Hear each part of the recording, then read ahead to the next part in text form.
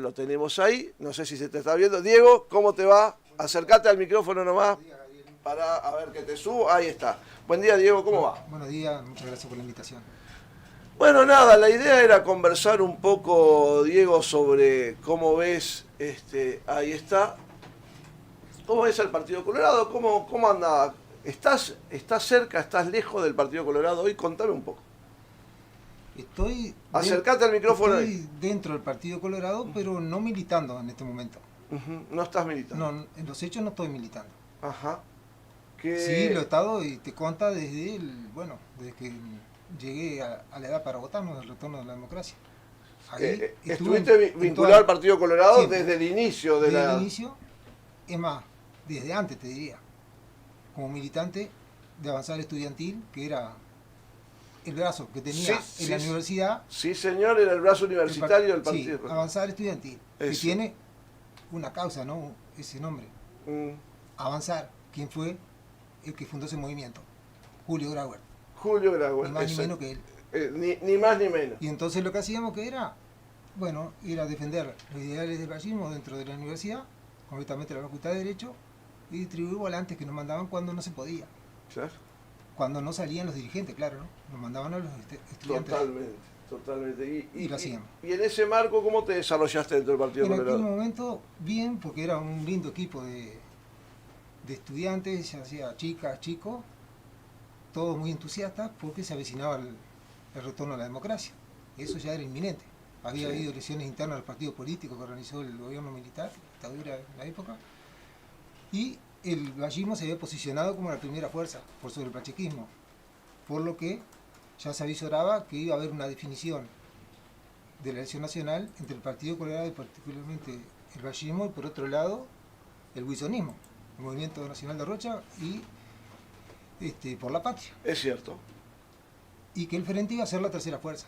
Eso era lo que se sabía y era el termómetro de lo que se vivía, y de hecho sucedió. Lo único que daba la duda es si Montevideo ganaba el Frente o ganaba el Partido Colorado, y ganó el Partido Colorado esa elección. Es cierto. El Partido Colorado, que históricamente fue muy fuerte en Montevideo. Muy fuerte. Y fue la última elección que ganó, lamentablemente, por distintos motivos.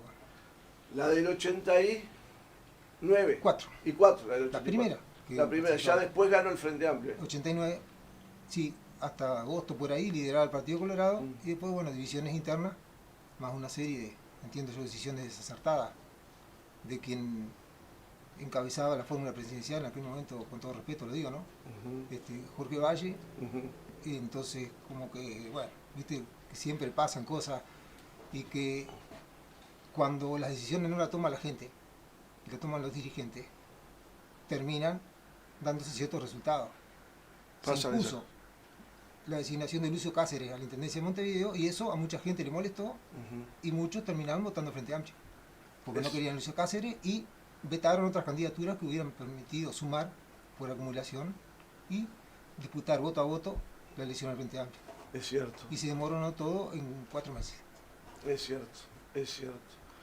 Y a partir de ahí, vos estabas en Montevideo, ¿cuándo te recibiste? Yo, egresé en febrero del 89. Febrero del 89. Entonces ya para esa elección estaba acá, y la militancia fue acá en Carmelo. De abajo, ¿no? Está claro, no integrando lista, porque no integré ninguna lista en el 84, tampoco en el 89, y en 94 creo que en algún lugar perdido por allá de una lista estaba, pero algo simbólico, porque no era el interés ese estar en una lista ni ir por un cargo.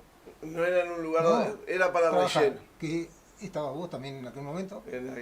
Y me acuerdo que el día porque nosotros fuimos con la candidatura de Jorge Valle, que si no hubiera sacado la candidatura no ganaba el Partido Colorado, por 115.000 votos, eso hicieron la diferencia.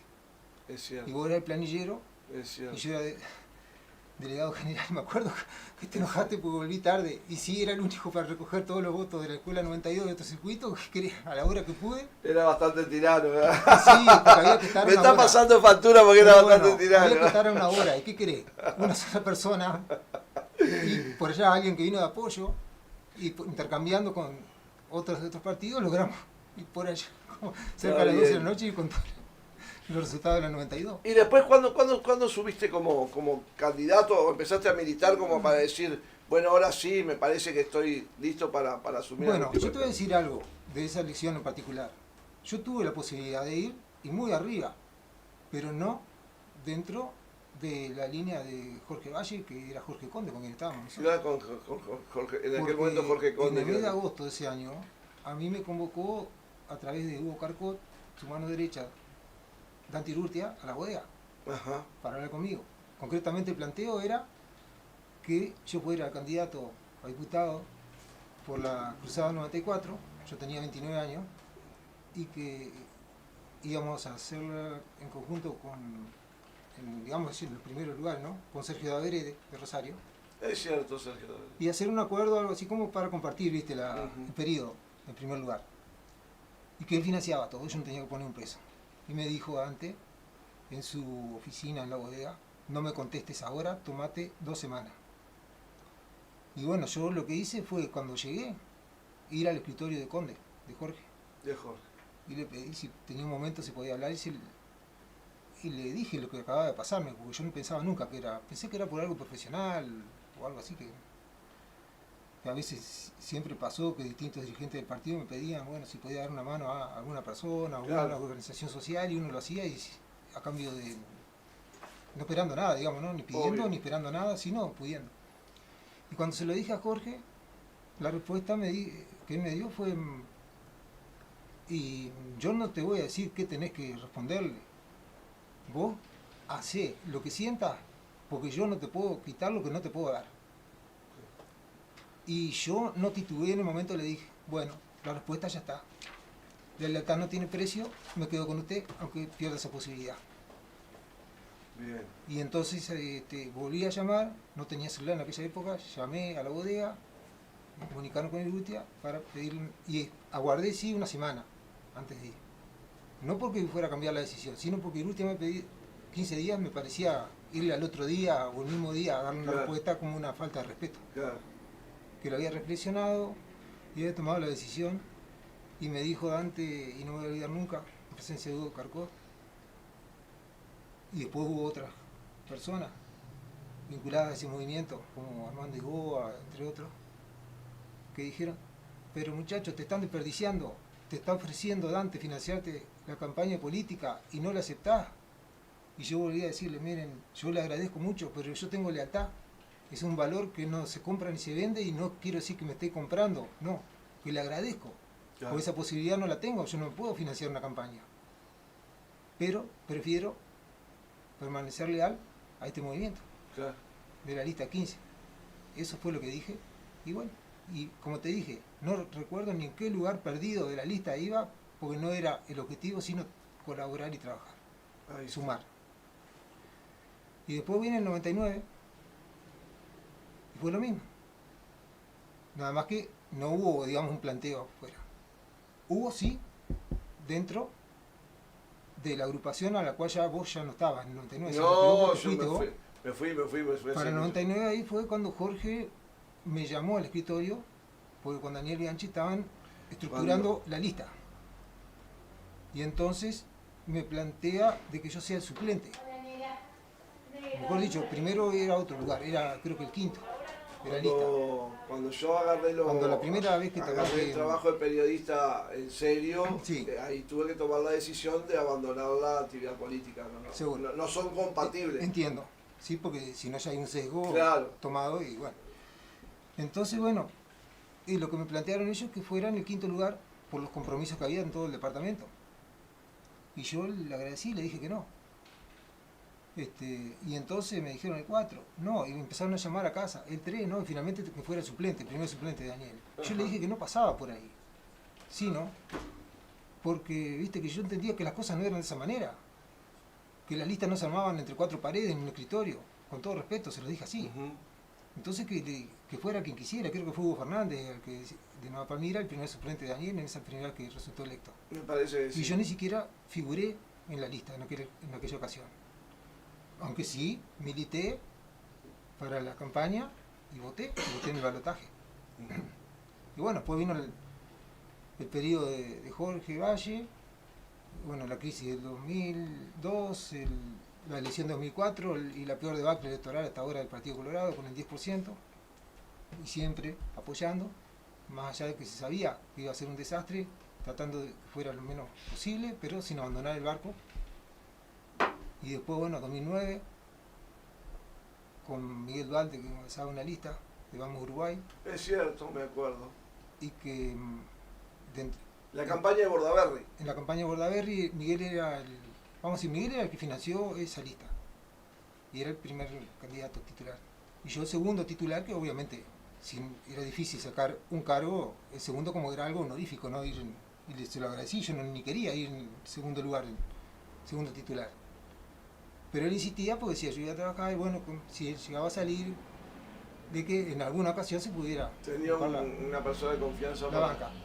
Y bueno, y ahí pasaron cosas, porque bueno, después de la interna, como le fue muy mal a la agrupación de Amorín Valle, Daniel Bianchi decidió cambiar y sumarse a Bordaberry. Sí. Y la forma que había era por fuera, con una lista paralela.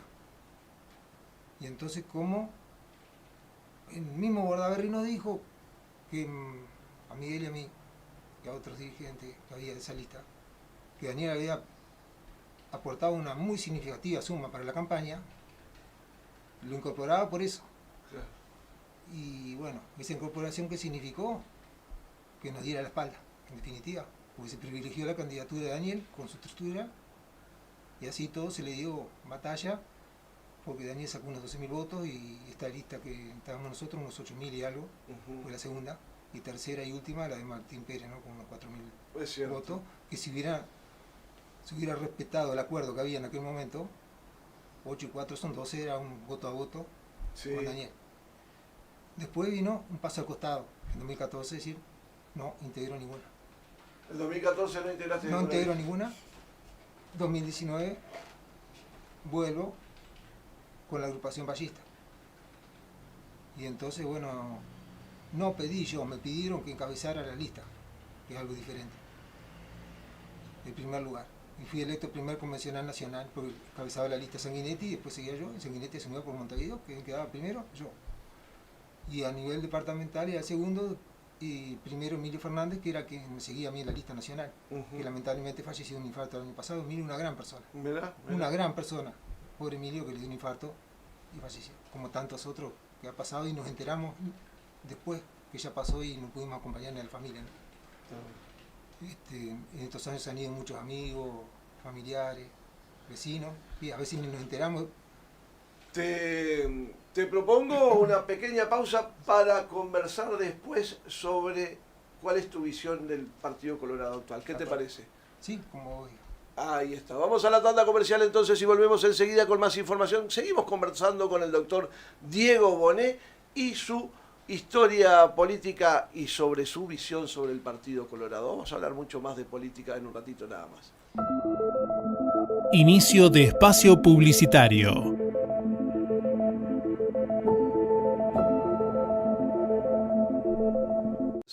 Para conversar de un montón de cosas que están pasando en el Partido Colorado. Queríamos saber su visión. Hemos escuchado un poco la historia, cómo surge, cómo se incorporó al Partido Colorado.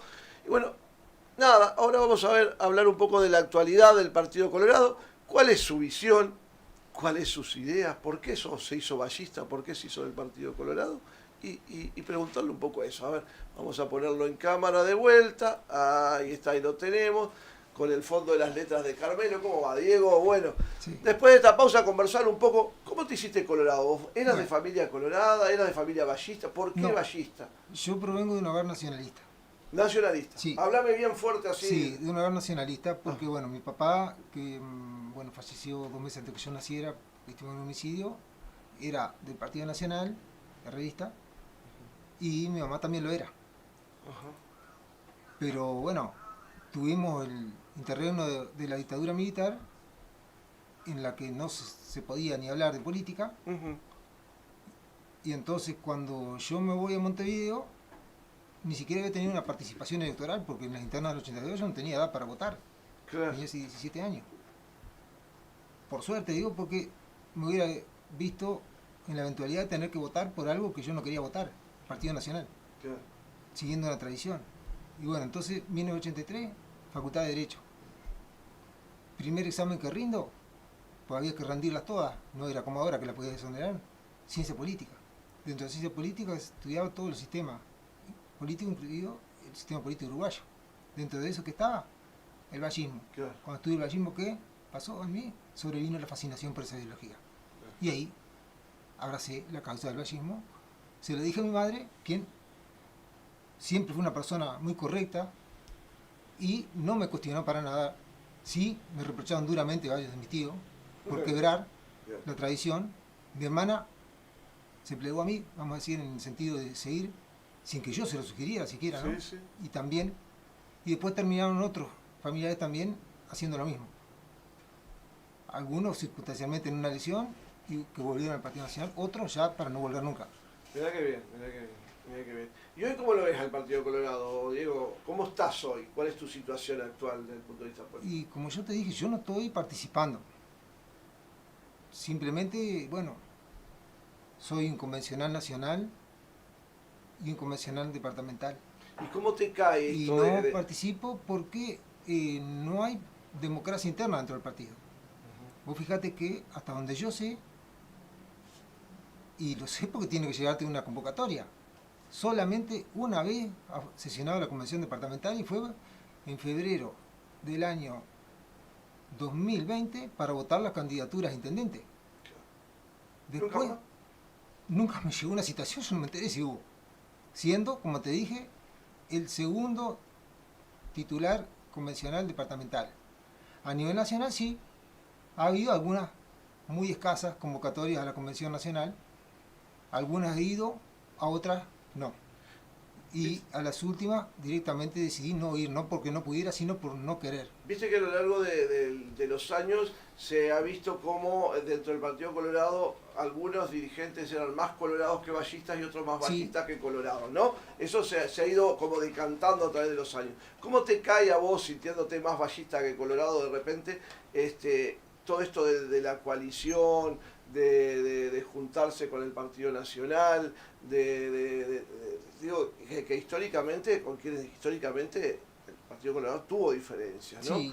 En su momento yo me acuerdo que el expresidente Julio María Sanguinetti habló de las familias ideológicas Sí. y lanzó aquella teoría que nosotros en aquel momento yo decía, esto es un disparate, y finalmente parece que se le dio. ¿Cómo es Sí. la cosa? ¿Cómo lo ves? Bueno, vos? viste que esto viene ya de varios años. La reforma constitucional del 96 incorporó el balotaje. Incorporó el balotaje para esta posibilidad de las familias ideológicas.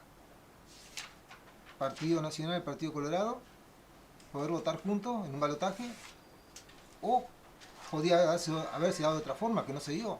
Frente Amplio con Partido Nacional o, Claro. o con el Partido Colorado, Claro. o con otra fuerza, para la segunda vuelta. Ese fue el único propósito, vamos a decir la verdad. El propósito era sumar fuerzas para evitar que el Frente llegara al poder. Venía desde el punto de vista Eso es lo que se histórico, veía y lo que decían los dirigentes. inclusive venía a un la proceso base. de acumulación del frente que Que parecía se inevitable. veía que era inevitable y la única forma era sumar fuerzas Claro. en un balotaje. Y bueno, la primera experiencia electoral así lo indicó. Primera vuelta, 39% del Frente Amplio, 31% del Partido Colorado. Segunda vuelta, 53%, creo que fue Partido Colorado más Partido Nacional, y algo del 42% el Frente Amplio. Y después ya en la segunda no hubo balotaje, pues ganó el Frente en primera vuelta. Después tuvimos el balotaje entre la calle de Herrera y Mujica, Ujú. entre la calle Pou y Tabaré, Y Tabaré. Tabaré en Vázquez, y finalmente entre la calle Pou y Daniel Martínez. En todos esos balotajes, salvo el primero, ¿no?, que voté obviamente a Jorge Valle, voté al candidato nacionalista aún con las reservas que me mantenía, ¿no? Siempre votaste Sí, dentro de la lo coalición. voté por disciplina partidaria y solo por eso.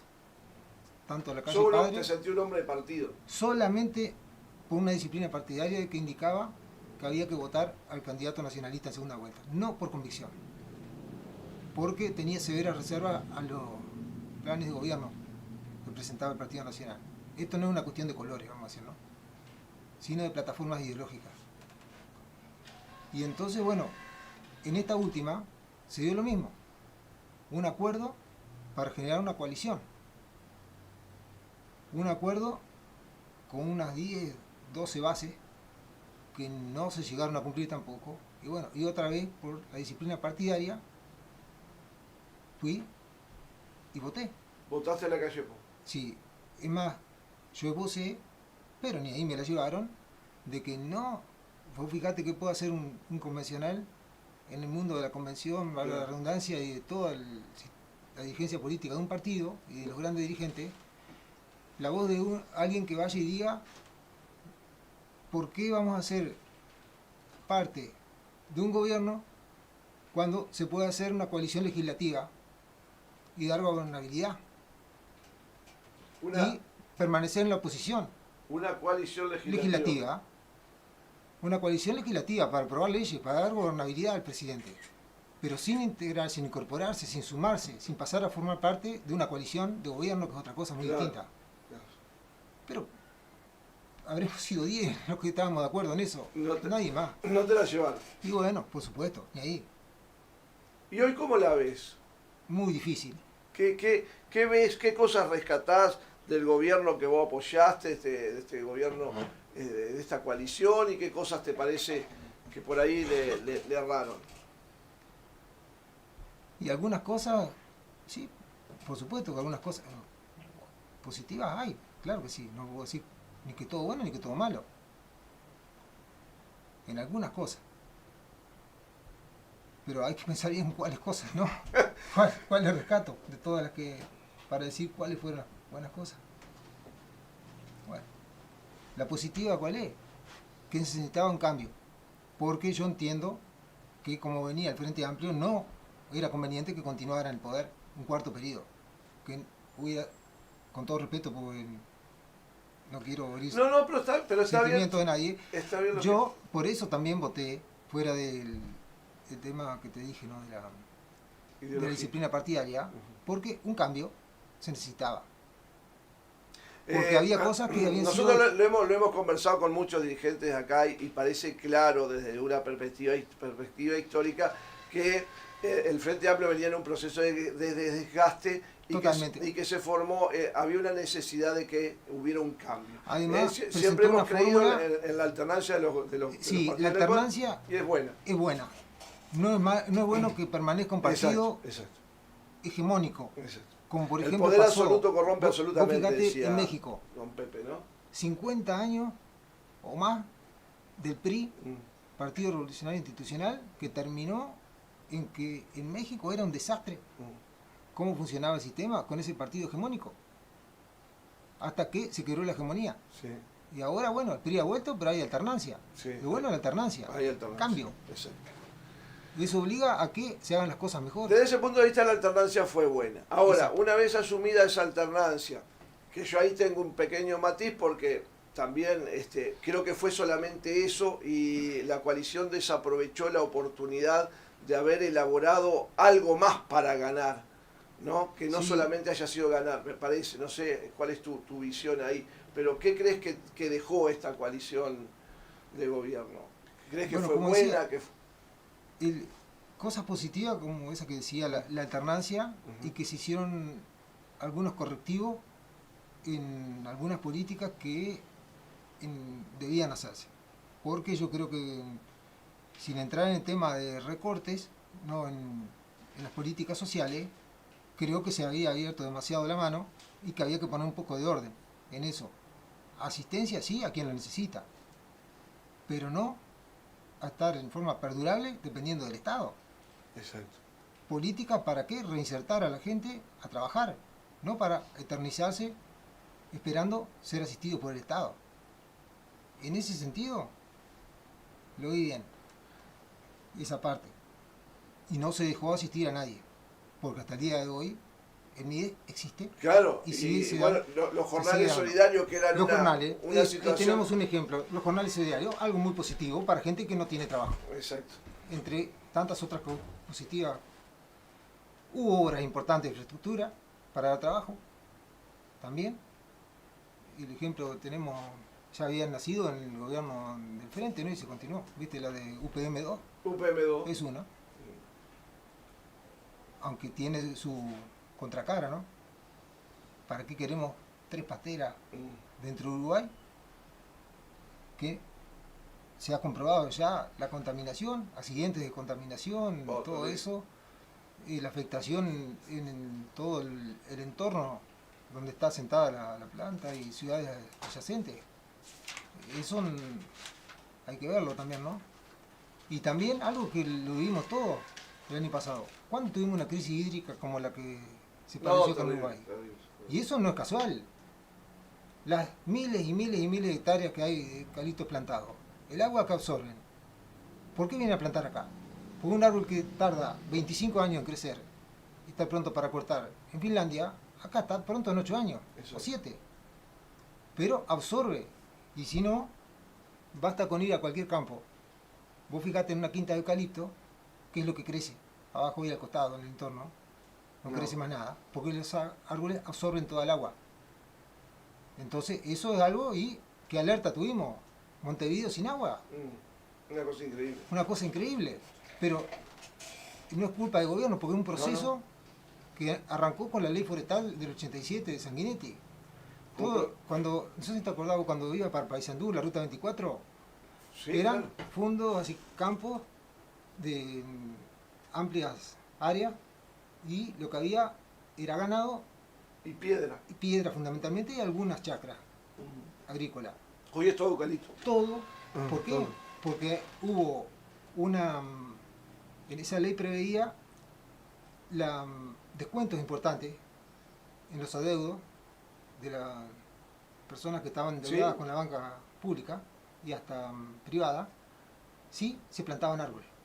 Entonces se llenó de eucaliptos toda esa zona. Ahora yo no sé si quedará. Fue una política de Estado que se Sí, sí, continuó. que se ¿no? continuó. Que se continuó. Por eso te digo que hay cosas que son de todos los partidos políticos. ¿Y cómo, Se continuaron. ¿Y cómo te sentís vos? ¿Cómo te sentís vos?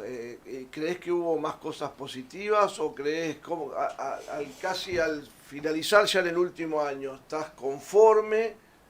¿No estás conforme? Arrimate al micrófono porque no quiero que se te pierda la voz. Ahí. La verdad que no estoy conforme. Si te diría lo contrario, te estaría mintiendo. No estás conforme. No, porque se dejaron de hacer muchas cosas que se iban a hacer y se hicieron muchas que jamás se nos dijo que se iban a hacer. Hubo más un gobierno del partido mayoritario que de la coalición, decís vos. No, yo, a ver, vamos por partes. A ver. Una, que entiendo que no se cumplió con el acuerdo programático. No sé. No se cumplió con todo y se hizo tan solo parte de lo que se iba a hacer.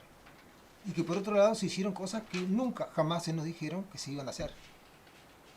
Y yo creo que hay que ser claro en el momento, ¿no?, de una elección con las reglas de juego. Y si esas son las reglas de juego, y si bien sabemos todos que es muy difícil que si este es el plan de gobierno se pueda cumplir 100% y siempre dista de serlo, por lo menos hay cosas básicas que hay que cumplir, ¿no? Me parece a mí. Eso es algo. Y después, lo otro, que la coalición de gobierno se termina desnaturalizando, porque en los hechos prácticamente funcionó como un gobierno del Partido Nacional, Claro. porque el Partido Colorado muy escasamente marcó una diferencia, siempre levantando la mano y llevándola toda, y muy pocas veces delimitando, salvo en contadas ocasiones, cuál era la posición o planteando una alternativa. Cabildo Abierto intentó hacer algo, más allá de que no pertenezco a esa fuerza política, intentó y hasta votó con la oposición leyes que fueron vetadas, como una reforma de la ley forestal y alguna otra, que tiene aprobación solo, tuvo aprobación solo en una de las cámaras de diputados. Y ahora recientemente, por ejemplo, otra vez se dio eso, porque por un voto en el Parlamento son mayoría, Cabildo Abierto del Frente Amplio, y no votaron la ley de reforma de la Caja de Profesionales Universitarios, que hubiera sido algo totalmente nocivo si salía. Y entonces ya no podrá votarse hasta el próximo periodo porque dentro del año electoral no se puede votar una ley que crea o incrementa impuestos. Una ley muy mala para una caja que está fundida, donde el presidente de la caja gana más que el presidente de la República y los restantes directores ganan por lo menos lo que gana el presidente. Una caja vaciada, que no se sabe dónde fueron los fondos de los bienes que fueron adquiridos, de establecimientos rurales y otras inversiones que hay, donde no hay beneficios para los afiliados y que yo creo que tendría que decretarse la intervención de la caja. Tiene fondos, fíjate, solamente hasta agosto de 2025. Ah, sí. Eso se dijo, ahora salió a la luz, lo dijeron los dirigentes de la caja. Y por eso era el apuro, porque había que capitalizar a la caja. ¿Cómo se le iba a capitalizar? Incrementando duramente los aportes de los activos y obligando, sin un régimen intermedio, a quienes ya teníamos causal jubilatoria, a aportar 5 años más. ¿Por qué? Si ya tenemos un régimen intermedio, un derecho adquirido, de más de 30 años de aporte, ¿por qué yo no puedo tener la opción de jubilarme si quiero a los 60? Porque es opción. Si no, sigo hasta la edad que quiera o me sienta que tengo fuerza y estoy para seguir. Porque uno se tiene que dar cuenta, como conducir el auto, por más que me den la libreta por una semana después, llega una edad que no es así, no, pero no sé, son 2 meses, 3, que hay que renovarla a partir de cierta edad. Pero uno tiene que ser consciente. Con 80 y pico de años, 88 años, a pretender manejar un auto. Claro. Me parece a mí, ¿no? Que hay edades para todo, ¿no? Ahora, ha sido una cuestión ideológica también, porque este gobierno ha sido más herrerista que más eso también, sí. ¿no? Bueno, herrerista no sé hasta dónde, ¿No? porque un herrerismo es naturalizado, ¿visto? Porque muchas cosas he visto un gran simbolismo entre los lineamientos ideológicos del presidente con el Frente Amplio. Ah, mirá. Así lo veo. ¿En qué, por ejemplo? Hay Mirá qué curioso. determinadas cosas que yo veo que hay una afinidad ideológica. Mirá. Y una de ellas, por ejemplo, refiere al sistema procesal penal. Ajá. El sistema procesal penal que tenemos actualmente. Que se aprobó el Código de Proceso Penal en el año 2014 y entró en vigor el 1 de diciembre de 2017. Y este gobierno no lo tocó. No lo tocó, más que para mejorarlo, entre comillas. Y no... No funciona bien. Y no designó fiscal de corte, ¿no? Porque tenemos un fiscal de corte De también. transición, De transición. Juan Gómez, porque viste que se requieren 3/5 en el Senado, 19 votos, y no lo tiene ni la coalición ni la oposición. Entonces Juan Gómez es un fiscal de transición que tiene el fiscal adjunto de corte por un lado y es el fiscal de corte. Y ahora, Diego, ¿cómo te sentís ubicado vos? ¿Cuál es tu expectativa? ¿Qué es lo que pensás hacer? ¿Pensás trabajar en política? ¿Cómo, ¿Estás esperando un llamado del Partido Colorado? Ya me han llamado. Ya te llamo.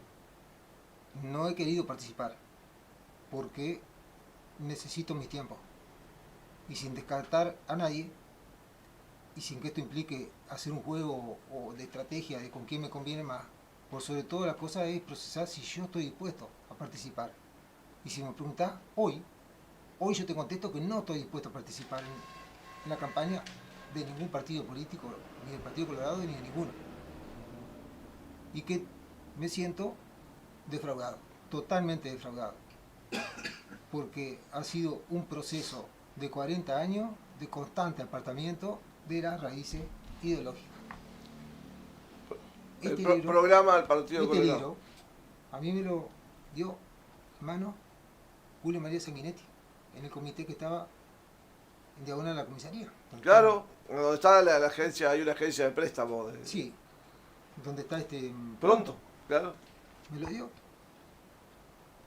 Y yo te digo, si tan solo la tercera parte de lo que dice acá, sin actualizarlo, se hubiera cumplido, estaríamos mucho mejor al día de hoy. Como país. Como país, sí. Porque sigue vigente mucho de lo que dice acá. Lo único que está previsto prácticamente es de la última tecnología. Claro. Porque recién arrancaba. No existía, claro. Tema de informática y demás, ¿no? Pero después está todo. Y acá está como quien dice, el programa de gobierno, mejor programa de gobierno para un país está acá, pero no existe en el Partido Colorado hace 40 años y mucho más también, pues yo creo que después que gobernó Luis Valle se terminó el vallismo del Partido Colorado, ¿no? Tengo una pregunta. Hay una corriente, a mí se ha dado dentro del Partido Colorado, decime vos si yo estoy equivocado, los más vallistas que han tenido que emigrar del Partido Colorado. Sí, muchísimos han ido. Los más vallistas, han quedado los más colorados en el Partido Colorado, que hoy hacen que el Partido Colorado sea chico por eso, ¿no? Porque se ha quedado solamente con los netamente colorados y como que ha expulsado de a poco a los vallistas, a los más vallistas. En ese proceso, muchos colorados se han quedado y muchos vallistas han optado o por salir fuera de la política o por irse para el Frente Amplio. ¿Vos tenés pensado esa posibilidad? ¿La evaluaste en algún momento? Te digo porque hay dirigentes del Partido Colorado que se han ido acercando al Frente Amplio, ahora está la candidatura de Orsi, las cuestiones, bueno, nada, ¿vos cómo te sentís ahí? Yo no he tenido ningún diálogo con nadie del Frente Amplio. Pero vos cómo te sentís como vallista, ¿te sentís más cerca o más lejos? Yo lo que te voy a decir, que como vallista yo no me siento representado entre el Partido Colorado después de un proceso de 40 años. Claro. Hace 5 años yo se lo dije a Willy Artús en un programa en vivo, allá. El partido está totalmente apartado de sus raíces ideológicas. ¿Por qué? Me dice. Porque ha habido todo un viraje de lo que es el vallismo hacia lo que es el liberalismo. Exacto. Pero el vallismo tal cual está concebido, y no hablemos del vallismo primigenio, porque no estamos hace 100 años, se puede perfectamente aplicar ayornado, actualizado. Por supuesto, poner una misma realidad hoy que hace 100 años. Totalmente. Pero sigue vigente. Los conceptos siguen vigentes. Y me dice él, ¿y vos por qué pensás que sucedió esto? Y porque la dirigencia principal del partido así lo decidió. Porque hubo un apartamiento total, una desconexión total del cable a tierra con la gente, con los de abajo. Pues yo en definitiva soy una persona de abajo, yo no soy nunca fui un dirigente de primera línea. Hay como 5 o 6 precandidatos, ¿no te gusta ninguno? Y está Gurmende, está Ojeda, está Robert Silva, Ojeda, está Breviera, y está Subía, me dije. Subía y me falta, y este otro que tiene un apellido compuesto que no me lo acuerdo. Acostelar. Acostelar. Acostelar. Hasta donde sí son ellos. Exacto. ¿No te sentís cercano a ninguno? Con el único de más cercanía es con Tabaré Viera. Y cuando lanzó la candidatura me escribió su secretaria personal, que actualmente está en una secretaría del intendente Richard Sander, en secretaría, directamente ahí. Esto hace ya 3 meses más o menos. Yo le dije, bueno, que si él lanzaba la candidatura, que contara conmigo. Pero pasaron 3 meses, escribí mensaje y te llamo a vos, te llamo a mí. No. Entonces, digo, se ve que... Y el mensaje sin duda que le llegó porque es excelente persona, la secretaria de él. Sin duda que el mensaje le llegó. Pero el mensaje del celular mío no fue respondido. Nunca. Es más, durante 4 años, salvo Ope Pasquet, nadie respondió los mensajes. Y mirá que yo no escribí ni llamé para pedir ningún favor para mí. Más bien, escribía porque hay gente con necesidades y trasladar planteos de la gente. Y básicamente, ¿a quién? Tenemos una diputada electa por el departamento. Y no puede ser que largo tiempo después venga y me diga que entre más de 3.000 mensajes compactados que tenía encontró el mío, pero para invitarme a la reunión con Robert Silva. Yo no puedo creer que entre más de 3.000 mensajes encontró el mío, de hace tanto tiempo, los mensajes míos. Yo creo que no alcanza con estar ocupando el lugar, el sitio de la banca propiamente dicha, en una cámara, sino que hay que recorrer, y no solo recorrer para ir a las radios o para sacarse la foto, sino para ir a las casas, hablar con la recorrer gente. todo, hablar con la gente, porque se representa a la gente. ¿No te sentís cercano a la diputada Raicha?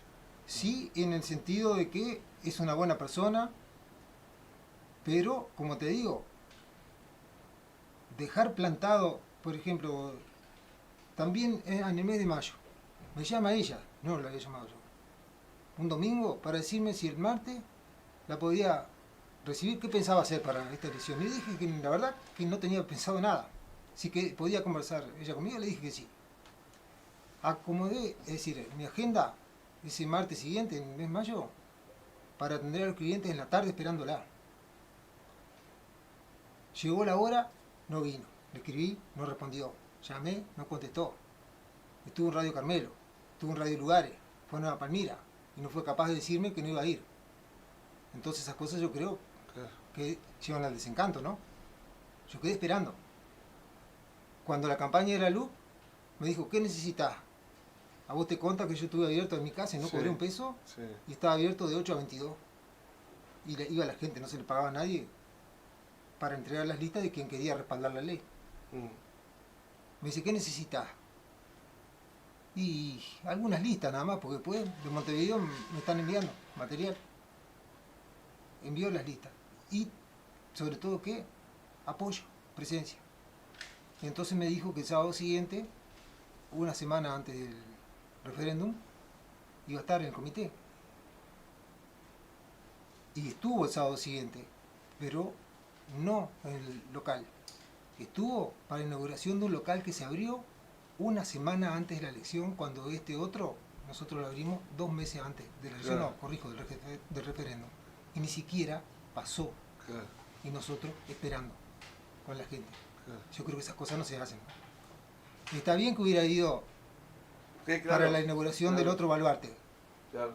Pero mal de no hacerse presente en este.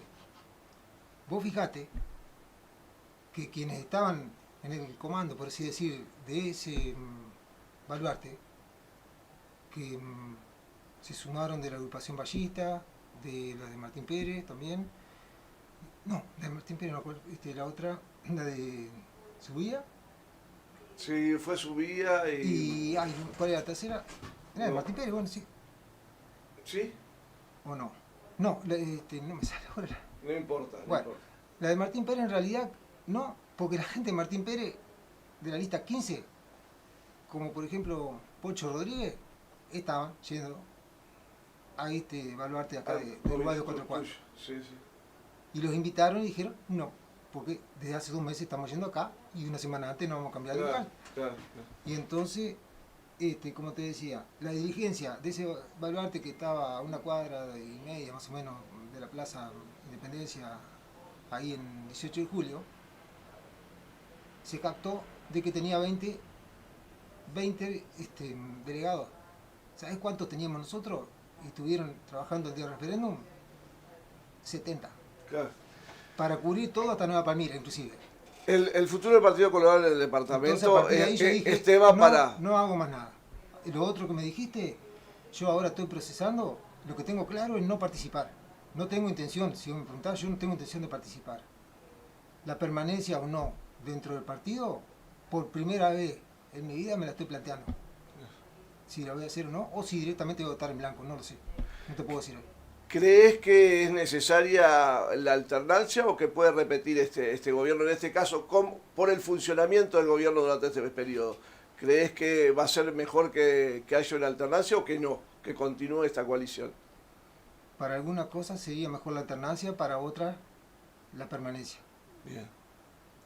Pero tan disputada la cosa que si me tengo que pronunciar por una u otra, te diría que es muy difícil decirte alternancia sí o alternancia no. Pero, por lo menos en muchas cosas, da para la alternancia. En otras, quizá no, sí para la permanencia.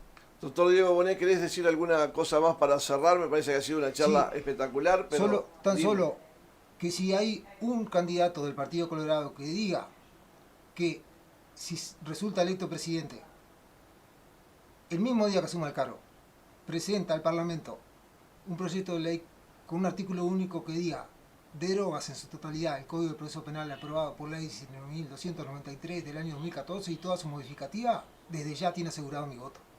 Pero no va a haber nadie que le levante esa bandera. Lamentablemente, Gabriel, porque a todos les sirve ese código y a todos les sirve esa ley del Ministerio Público y Fiscal, por lo que ya dijimos.